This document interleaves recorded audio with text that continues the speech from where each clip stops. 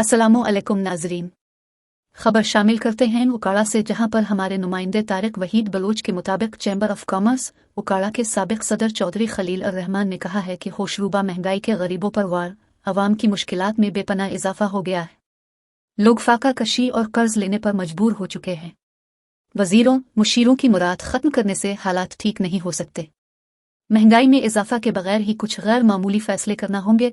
इन ख्यालात का इजहार उन्होंने सहाफ़ियों से गुफ्तगू करते हुए किया। चौधरी खलील अर रहमान ने कहा कि पाकिस्तान में यूं तो बहुत से मसाइल हैं, मगर सबसे अहम मसला महंगाई और बेरोज़गारी है, जो कि 22 करोड़ अवाम से वाबस्ता है। हुकूमत बेरोज़गारी को ख़त्म करके मुतअद्दिद मसाइल से अवाम को नजात दिला सकती है। हुक्मरान हमसाया मुल्क चाइना की तर्ज पर रोज़गार के मौक़े पैदा करने की पॉलिसियाँ मुरतब करें। पाकिस्तान में इस वक्त कसीर तादाद नौजवानों की है और ये करोड़ों नौजवान बेरोज़गारी की ज़िंदगी गुजार रहे हैं।